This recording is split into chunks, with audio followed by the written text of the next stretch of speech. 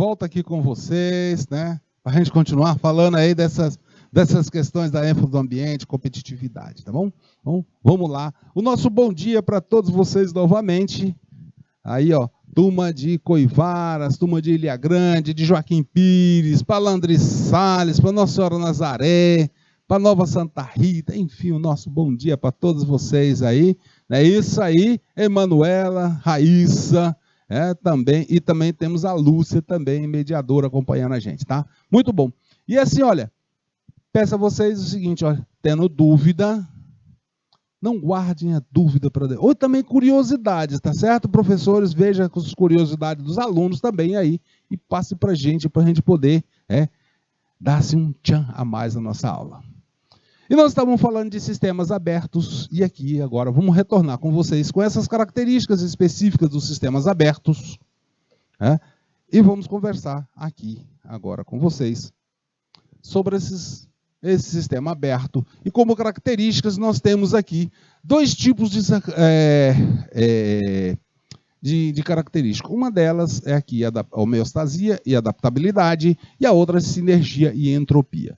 Quando nós falamos de homeostase, nós estamos falando que é aquele estado em que a organização busca o equilíbrio interno. Pessoal, é aquele mesmo sentido que tem lá na biologia, que é de buscar o equilíbrio. Quando você coloca sal ou açúcar na água, e aí você deixa lá por um certo tempo, vai tender o quê? Aquele sal se dissolver, né? Mesmo que a gente não vá misturar, mas ele tende ao quê? A buscar um equilíbrio em toda aquele copo de água, né? E isso é o que as organizações buscam, ter o seu equilíbrio, o seu status quo, né? Também temos a adaptabilidade. Aqui, quando nós falamos de homeostasia, pessoal, nós estamos falando de uma empresa que fica naquele estado e tal. E se o ambiente estiver mudando, corre o risco dessa empresa ser engolida pelo ambiente ou pela concorrência. E adaptabilidade, aí nós estamos falando de quando nós temos alterações no status, e são exigências, em função do ambiente. Veja só, vamos colocar essa questão da adaptabilidade, em função do ambiente. Imagina só que vocês estão nosso clima Piauí, nosso clima Piauí é bastante quente. Agora imagina que vocês vão para, principalmente agora, na região de Rio, São Paulo, Paraná, Rio Grande do Sul, temperaturas mais baixas. O que acontece? Vai ter uma adaptação, Vocês vão buscar um agasalho, uma coisa assim. E assim as organizações também são assim. À medida que vão ocorrendo as mudanças no ambiente, a organização também vai mudando, vai se transformando. Há um tempo atrás, na década de 60, 70, praticamente as organizações não utilizavam ainda computadores, sistemas informatizados. À medida que foi desenvolvendo os sistemas informatizados, mudando o ambiente, tendo os computadores, os sistemas e tudo mais, e agora também com a internet, as organizações estão se adaptando. Nesse período da pandemia, nós vimos bastante claro o que aconteceu com muitas organizações. Muitas tinham um sistema de atendimento aos clientes, principalmente o comércio, esse sistema de atendimento, ele era praticamente ali no balcão, a pessoa indo, tendo que se deslocar até o comércio para comprar. Nesse período da pandemia, que ficou praticamente tudo fechado, não sei o quê, e tal, o que as organizações fizeram? Implantaram os deliveries, entrega, você fazia o pedido pelo telefone, ou pela internet, ou um aplicativo, e você entrega. Então, essas mudanças, as organizações buscam conciliar as exigências, tanto na manutenção e na mudança, buscando a sua adaptação ao meio ambiente. E isso garante que essas organizações tenham continuidade. Tá? Essa é a ideia. Então, observem as organizações em que vocês vão estar trabalhando, qual é a característica dela de se adaptar. E algumas delas, pessoal, vocês vão ter o patriarca ou o fundador da organização e dizer assim para você, olha, minha empresa aqui, ela funciona há 30 e tantos, há 40 anos, já veio de meu avô, né? E aqui sempre funcionou assim. Muitas dessas empresas que o gestor, o proprietário tiver essa postura de não olhar o que está acontecendo, o que está mudando, foram extintas. Empresas centenárias, tá? Agora nós temos esses dois conceitos, que é a sinergia. O que é a sinergia, pessoal? Imagina só, você ter mais de uma pessoa se interagindo para produzir alguma coisa. Vamos dizer, vocês vão fazer um trabalho aí de escola, tal, já tiveram experiência, né? Estão fazendo uma disciplina de projeto interdisciplinar, não estão? E aí, assim, vocês estão fazendo em equipe, aí um dá uma ideia, outro dá uma ideia, um vai escrevendo, outro vai digitando, outro vai, se tiver que fazer algum gráfico, algum desenho, vai fazer esse gráfico, vai tirar uma foto. Veja que o resultado, né? O resultado dessa interação proporciona um efeito em que nós chamamos de efeito sinérgico, em que a soma das partes, o resultado é maior. Veja que se nós pegarmos, professor, o senhor não sabe matemática não, esse negócio aí de 2 mais 2 não são 4? Não, aqui pessoal, nós estamos falando de efeito sinérgico, e estamos colocando essa conta para vocês aqui, para vocês entenderem que quando nós temos esse efeito sinérgico, o resultado é maior do que a soma das partes. Se eu fizer a soma das partes, nós vamos ter que 2 mais 2 são 4, né? Mas só que quando nós temos esse efeito sinérgico, esse nosso resultado é maior.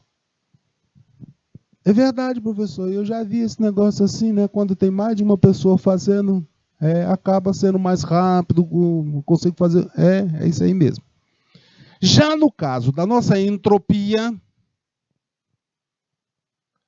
a entropia, né? Nós estamos vendo que há uma perda de energia, uma exaustão, e assim, nós temos um sistema que acaba tendo perdas, né? E perdas negativas. E aí nós vamos ter aquela que cada parte, né, faz 2, e o outro faz 2, então a soma desses dois sem sinergia, a soma sem sinergia com a perda. Um sistema em exaustão, temos perda de energia, e nós vamos produzir apenas 4. Professor, agora o senhor consertou a conta, né? 2 mais 2 são 4. Eu aprendi isso aí lá na matemática. Lá na matemática está verdadeiro, isso mesmo. 2 mais 2, o resultado são 4 mesmo, né? Mas acontece o seguinte, né? Quando nós temos aqui um efeito sinérgico, o nosso resultado é maior do que se a gente fizer as somas das partes, né? Com perdas de energia num sistema em exaustão. Veja aqui, quando nós temos um sistema sinérgico, nós vamos ter um resultado maior do que a soma das partes. E quando nós temos a entropia, essa soma é menor. Veja só, que a sinergia para nós, ela promove o lucro. Vamos até botar de outra cor, aqui vermelhinho, azul, né, para ficar melhor destacado. Nós vamos ver que a sinergia, ela promove o lucro. Já quando nós falamos de entropia, que tem a exaustão, nós estamos falando que esse sistema ele leva a empresa ao prejuízo. Por isso que se fala nas organizações que a gente trabalha em equipe, vocês vão ver nos processos seletivos que vocês vão participar para a empresa, vai dizer lá sempre, procure anúncios para vocês verem. Aí lá, procuramos pessoas que têm habilidade ou característica para trabalhar em perfil desejado, trabalhar em equipe. A equipe, pessoal, ela promove, né, sinergia. Então, destacando para vocês, vocês têm que observar se a empresa trabalha com sinergia e também, se ela trabalha, tem essa característica de adaptabilidade, tá? Esses são os dois aspectos relevantes quando nós falamos de sistemas. Veja só, pela teoria de sistema, né, nós vamos ver também que temos aí os sistemas sociais, que mantêm uma dinâmica e interação com o meio ambiente, e aí nesses sistemas sociais, nós temos aí que essas interações, ela acontece, né? Como por exemplo aí, nessa dinâmica com o meio ambiente, com fornecedores, com clientes, com agentes reguladores, com concorrentes, com fornecedores, com governos, né? E outros órgãos externos também. Veja que essas organizações, no ambiente, nossa organização, ela influencia o ambiente e também é influenciada por ele. Ô professor, como é que esse negócio que a organização influencia e é influenciado? Veja só. Uma organização, num tempo passado, desenvolveu aí os sistemas os computadores, desenvolveu os sistemas informatizados e ela influenciou o mundo todo, o mundo organizacional, a se informatizar. Então, veja só, né? Nós temos aí organizações que desenvolveu lá os sistemas e os computadores e influenciou todo o ambiente, influenciou todas as organizações a se informatizarem. Mas veja só, à medida que essas organizações influenciaram, veja que no tempo passado, né, as informatizações das empresas eram um tipo de computador de grande porte que se chamava de mainframe. Eram computadores gigantes e tal, né? E aí veio o ambiente das organizações e querendo computadores menores e não só aqueles supercomputadores. E aí vem e desenvolve o quê? Os notebooks, os microcomputadores, agora tablet, celular e tudo mais. E influenciou o quê? A organização que desenvolveu os sistemas, né? Os computadores, né? E agora ela está sofrendo influência porque ela passou a ter que sair da produção de mainframe para ir para microcomputadores, ou computadores, ou também equipamentos de pequeno porte, como notebook, tablet e celular.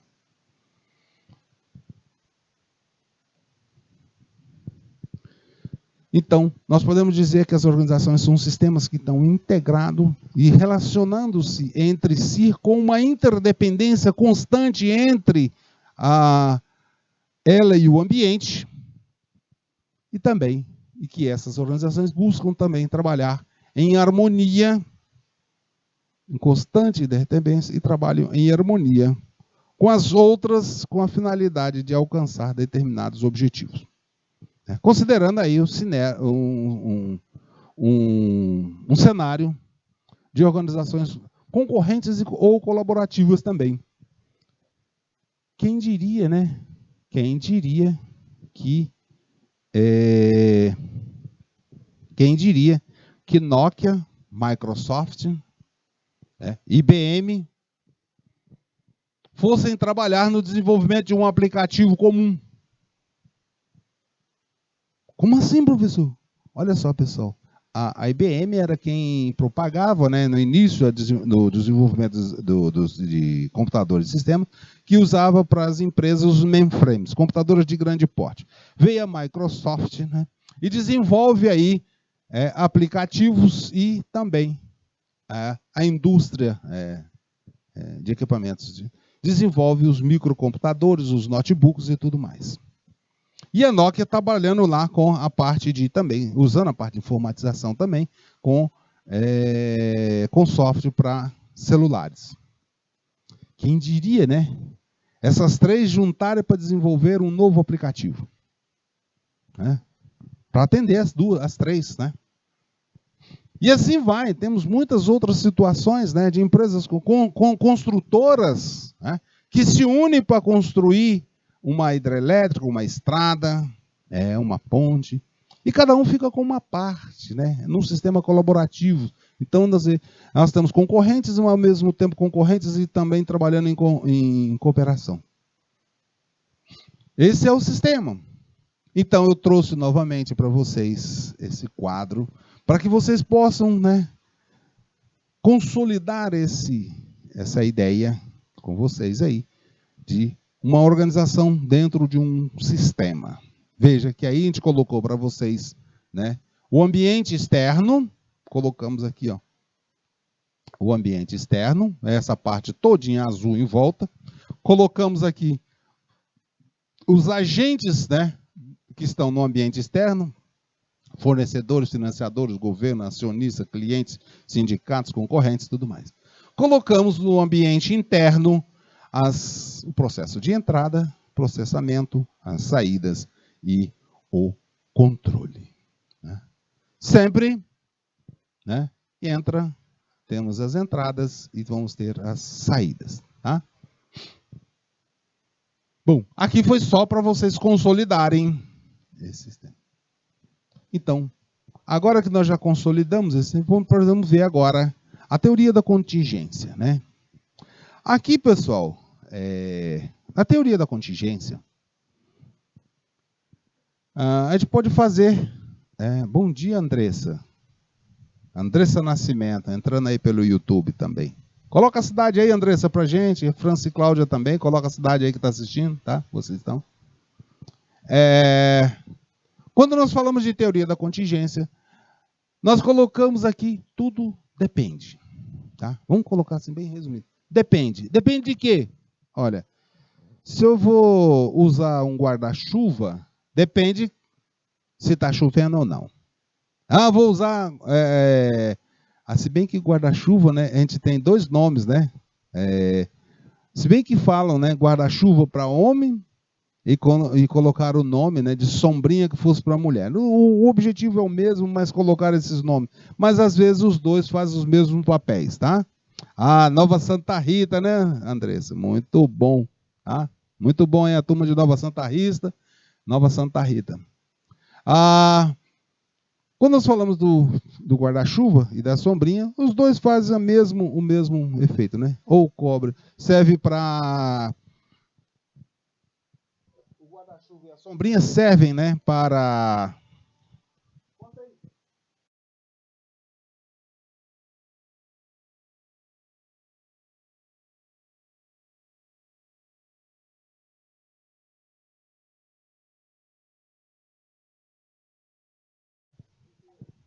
Tanto o guarda-chuva como a sombrinha serve para cobrir a radiação solar, como também cobrir a chuva. Tá certo? Veja só, a partir da década de 70, né, foram desenvolvidas algumas pesquisas bem-sucedidas visando fazer o processo de adaptação em função das demandas ambientais e que as organizações passassem a ter maior desenvoltura e agilidade. Nesse sentido, esses dois autores aqui, o Burns e o Stalker, mostraram que as organizações podem se adaptar a dois tipos de sistemas.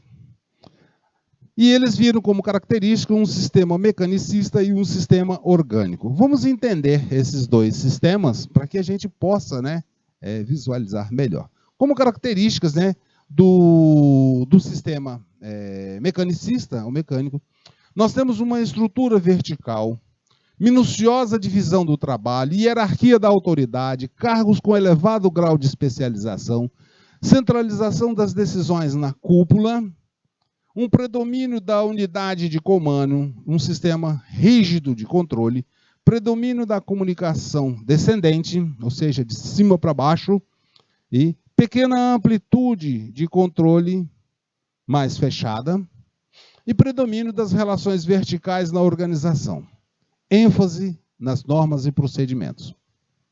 Do outro lado, nós temos o quê? As organizações orgânicas, com estrutura mais flexível, mais adaptável, poucos níveis hierárquicos, cargos baseados em conhecimentos e competência, decisões descentralizadas em todos os níveis, ênfase nas equipes e na autonomia das pessoas, controles dispersos e flexíveis, ênfase nas comunicações em todas as direções, amplitude de controle mais ampla e solta e predomínio das relações laterais e horizontais, ênfase na confiança recíproca entre as pessoas. Então, aí nós temos aí as características tanto mecanicistas como de organizações orgânicas, e veja que em muitos pontos elas são antagônicas. Professor, então é assim, né? Eu uso uma ou uso a outra, E qual das duas que eu escolho? Na verdade, assim,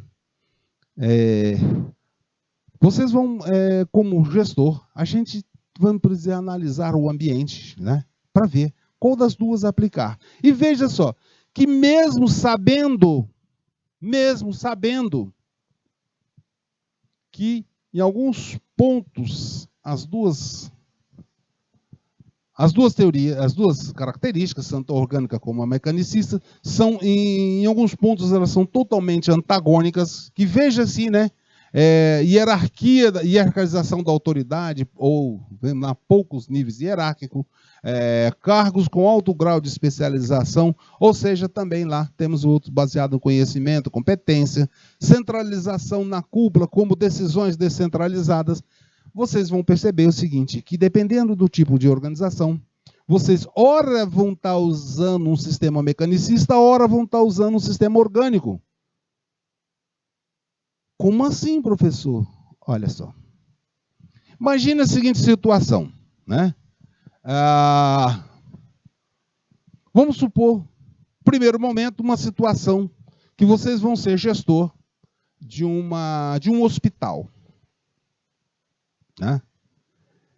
E aí vocês têm lá os médicos que estão preparando lá uma cirurgia cardíaca e tudo mais, e tal. Essa decisão é descentralizada. Se vocês forem o diretor do hospital, vocês não vão dizer para o médico, né? Ô médico, você vai fazer a cirurgia ou não vai fazer? Né? Não é assim. Tá?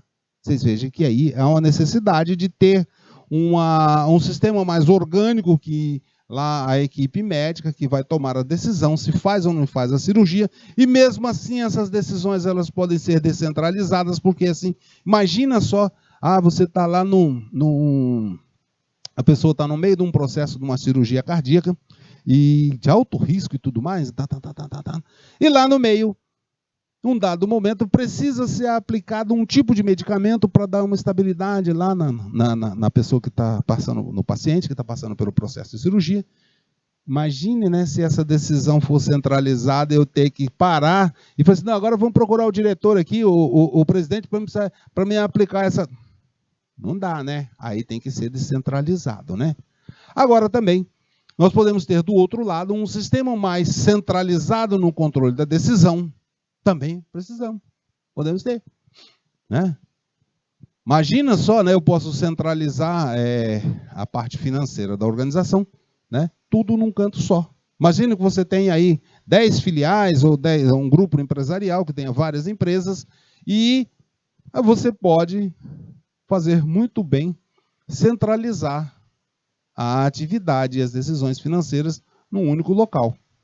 Não tem problema nenhum. Tá?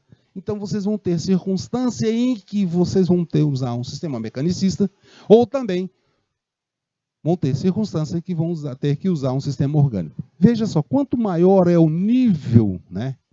Quanto maior é o nível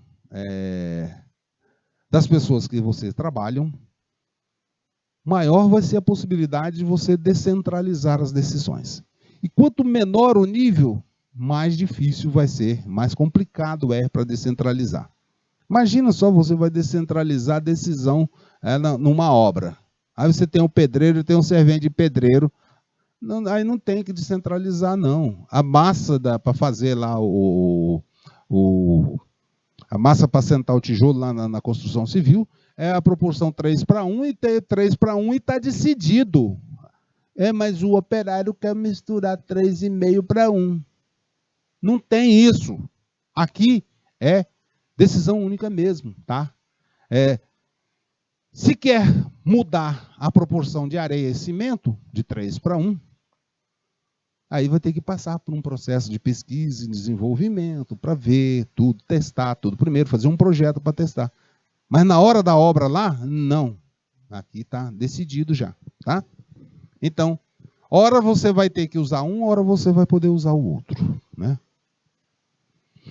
Quando nós falamos de um sistema mecanicista, nós estamos falando de um sistema que trabalha mais com rotina, né? E que aqui, pessoal, nesse sistema de rotina, né, e conservação, eles, para serem bem sucedidos, tem pouca mudança, né? São processos que tem pouca mudança. Por exemplo, se você pegar uma esteira de produção de bicicleta, para montagem de bicicleta, é uma rotina, né? É colocar o raio na roda, colocar o raio no aro, o aro com os raios no garfo, na central, de botar a central, e a montagem não tem muito o que fazer, né? Quando nós falamos também agora de um sistema orgânico, nós estamos vendo que aqui nós vamos precisar estar trabalhando com um sistema mais flexível, adaptado, e ele só funciona e é bem sucedido quando nós temos um processo de transformação mais avançado. Aqui acontece com mais. E aqui, pessoal, é que nasce a teoria da contingência, em que o ambiente só funciona com várias dependências, e nas estruturas, né, e dinâmica organizacional, nós vamos ter as variáveis que vão estar influenciando. Embora, vamos dizer, a gente tenha aqui essa proposta, né, do sistema contingencial, seja... vou apagar isso aqui que ficou em cima, né, para vocês. Vamos fazer de forma diferente aqui, né? Aqui fica mais clarinho, tá, né? O que a gente está colocando aqui para vocês é o seguinte, que foi, embora tenha sido um exagero se falar, né, nesse sistema de bem-sucedido e tal, mas veja só, as organizações vão estar sempre, né, passando por pressões, por coação, com contingências, né, tudo isso de um ambiente externo.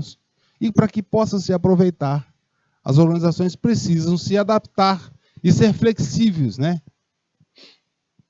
E é assim que nós vamos ter, né, nesses processos repetitivos, a importação de insumo, conversão, exportação, tudo isso como um sistema sociotécnico. Vamos ver aqui uma imagem a respeito desse sistema sociotécnico para vocês compreenderem melhor essa interação. Então nós temos aqui, como entradas, nós temos aqui informação, matéria-prima, dinheiro, máquinas, equipamentos, entrando num sistema sociotécnico em que nós vamos ter um sistema gerencial, ou seja, a administração do próprio sistema. Nós vamos ter também um sistema técnico que busca, né? E vamos estar lá com os equipamentos, com as instalações, com as técnicas para produzir, né? Com a tecnologia, com o tempo, com o espaço, buscando a eficiência potencial da organização. E também, nós temos também, no contexto, um sistema social onde estão as pessoas com suas características físicas, psicológicas, e as relações que ocorrem entre essas pessoas, tanto do ponto de vista formal como informal. Lembrando para vocês que algumas organizações, né, no tempo da burocracia, era só formal. Aqui já se considera a informal também, tá? E aqui também buscando a eficiência da organização. Veja que quando nós falamos do aspecto técnico, nós estamos falando de eficiência e também eficiência potencial do aspecto técnico e eficiência real quando nós falamos do social. E assim, a partir daí, nós vamos ter os nossos produtos e serviços. Veja que nós falamos daquele processo lá que entra o produto, né? E aqui, nesse sistema contingencial, nós passamos do princípio da importação em direção à conservação e depois à exportação. Esse contexto desse sistema gerencial, técnico e social, ele visa também essa conservação e harmonia, né? Buscando aí uma sinergia entre todos. O sistema sociotécnico, né, em função lá do ambiente, o seu enfoque, né, da teoria administrativa teve predominância a um aspecto extrovertido, ou seja, mais voltado para fora da organização do que para dentro da organização. Veja aqui, vamos destacar, quero aqui, voltado para fora, né, ao invés de ser para dentro da organização, tá? Então, esse sociotécnico está levando em consideração um conceito da tecnologia ambiental, porque ele olha para fora da organização. Tá? E também esse foco no ambiente amplia uma preocupação da organização.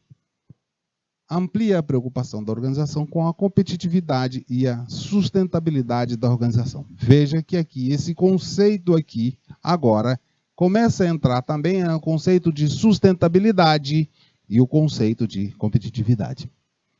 A sustentabilidade aqui, pessoal, ela começa a ser cada vez mais ampla, né? Que agora, com as novas tendências ambientais, também ambientais e sociais, começa a avançar bastante mesmo. Daí que nós temos uma necessidade de constante renovação e buscar inovações que cada vez mais é pulsante no nosso mundo atual. Então, para manter essa organização, ela precisa estar sempre buscando revitalização, renovação, inovação, para se manter nesse mercado hoje. Assim, agora nós podemos conversar um pouquinho sobre os desdobramentos dessas teorias, né, mais recentes. Dentro dessas teorias mais recentes, nós precisamos dar uma geral, né, aqui, que veja só, as teorias começaram lá no chão de fábrica com Taylor. Opa, né, isso aí agora não. As teorias começaram lá com o operário no chão de fábrica com Taylor. Ela avançou, né, no sentido de que é para envolver a organização, né, o ambiente externo. Teve novos paradigmas para extroversão voltado para fora. E saímos dos modelos normativos e prescritivos para adotar novos e modelos flexíveis, descritivos e explicativos, com foco na mudança. E nós, gestores, não devemos seguir uma receita ou uma regra específica, mas nós precisamos saber diagnosticar e avaliar a situação para decidir. O professor, não vou dar receita pronta para vocês, não vou fazer receituário, porque cada circunstância tem que ser avaliada, diagnosticada para ver. Pessoal, é o seguinte, tem organização que o problema dela pode estar nos seus equipamentos, na sua ou na tecnologia que é utilizada, mas tem outros que pode ter a tecnologia toda lá, os equipamentos todos prontos lá disponíveis, mas o problema pode estar nas pessoas que não foram treinadas e preparadas ou selecionadas adequadamente. Ou também pode ser o formato, né, a estrutura que está sendo montada está inadequada para aquele tipo de organização. Imagine, né, você vai montar uma padaria, uma panificadora, e aí você tem lá, né, em vez de contratar padeiro, pizzaiolo, contrata pedreiro, eletricista. Não dá certo. Então tem que diagnosticar para ver, avaliar a situação, tá bom? Guardem bem essa frase, pessoal, que isso aqui é a essência, né? É a essência para vocês administrarem. E assim, nós temos assim, vamos referenciar as principais teorias que nós já vimos aí. Vimos a teoria da administração científica de Taylor, em que estava voltada mais, né, para o método de trabalho, os estudos de tempos e movimentos. Passamos para a ênfase na estrutura, entramos a teoria clássica, burocracia estruturalista, teoria neoclássica. Depois tivemos a teoria a ênfase nas pessoas, teoria das relações humanas, comportamental. Entramos na ênfase na tecnologia, que seria a teoria estruturalista, neoestruturalista, teoria da contingência. E também entramos na ênfase no meio ambiente, falando da teoria estruturalista, teoria de sistema, teoria de contingência. Veja que as teorias elas perpassam muitas das vezes umas pelas outras, e também temos assim que cada uma delas tiveram um enfoque diferentes, mas todos eles com seu grau de aplicabilidade ainda hoje, né? e cada vez mais nós estamos vendo essa aplicabilidade. Nós vimos aí que dentro desses desdobramentos recentes, nós temos a organização num ponto central, interligando com as variáveis básicas que temos, a própria estrutura, a tecnologia, a competitividade, a sustentabilidade, as pessoas, o ambiente e as tarefas e operações. Tudo isso interligado entre essas organizações. E aí, pessoal, é a utilização desses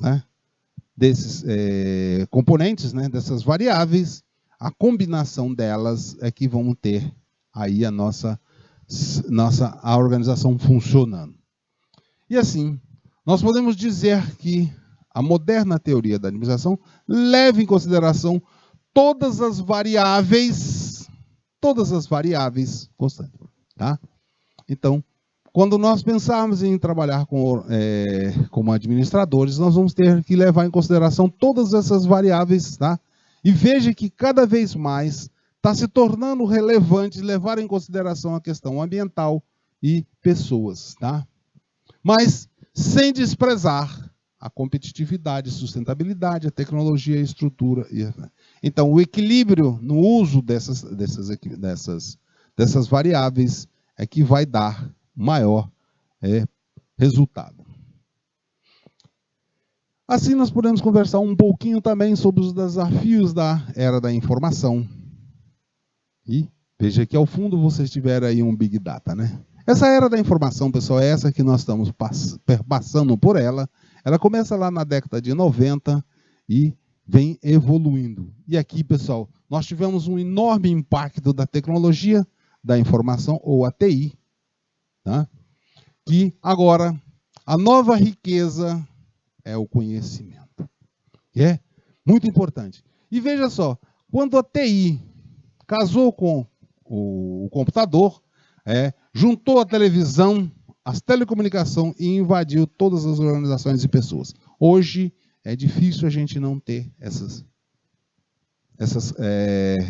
um computador, a televisão, e celular, tablet conectado. E veja só que a TI, essa informação, ela também trouxe como características um menor espaço, um menor tempo e um maior contato. Quando nós falamos de menor espaço, veja que agora nós temos o espaço virtual ou não territorial, em que as organizações trabalham com computação. E as pessoas também, computação em nuvem, E agora esse conceito virtual e não territorial agora mudou as coisas brutalmente de tamanho. E veja também que nós temos aqui uma portabilidade, virtualidade, miniaturização também. São equipamentos cada vez menores. Lembro muito bem que ainda, quando no meu primeiro emprego, o computador ocupava, era uma casa de quase 100 metros quadrados, era um computador, e esse computador, o processo dele, hoje, pessoal, no meu celular, pelo menos, o de vocês aí também, o meu é umas 100 vezes mais potente do que o computador que eu trabalhei pela primeira vez. E isso vem tornando esse espaço cada vez menor, tá?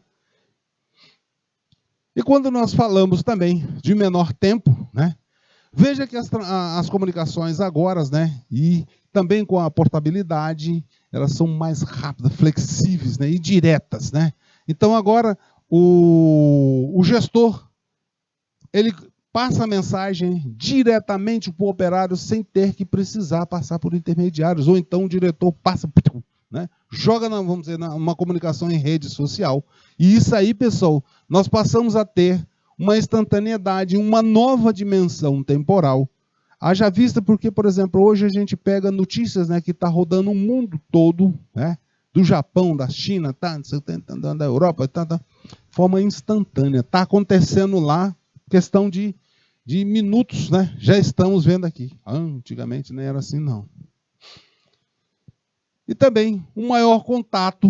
Veja que agora nós temos aí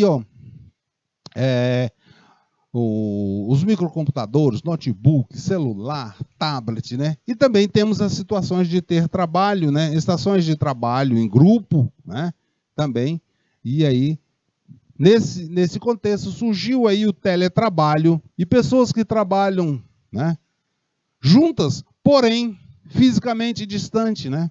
Então nós podemos ter, olha aqui, nós estamos aqui com vocês aqui para exemplificar, estamos aqui trabalhando juntos, né? O aqui, queridos professores, né? Raíssa aí, a Lúcia, né? A Emanuela, também a Andressa aí, os alunos, né? A Andressa, Francisco Cláudio, e todos os nossos alunos aí, em Coivaras, Ilha Grande, Joaquim Pires, todos nós estamos trabalhando juntos, mas ao mesmo tempo nós estamos fisicamente distantes, porque eu estou aqui em Teresina e vocês estão aí em outra cidade.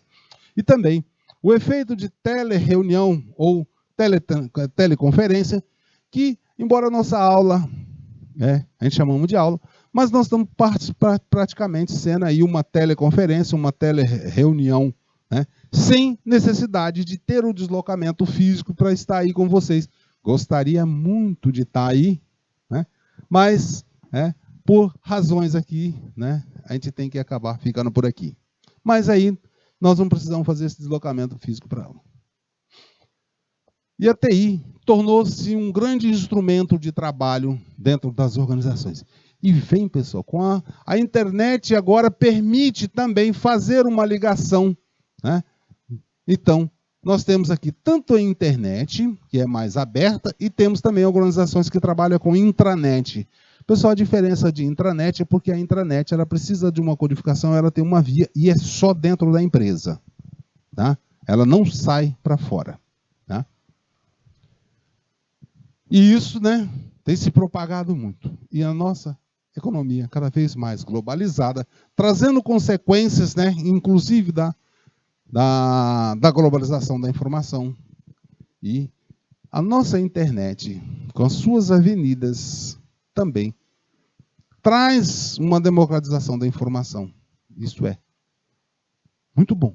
Mas também, pessoal, é importante saber colocar os filtros para que não peguem, para que vocês não peguem coisas que não sejam importantes para a organização. A nossa era da informação, temos a nossa TI como um instrumento muito bom.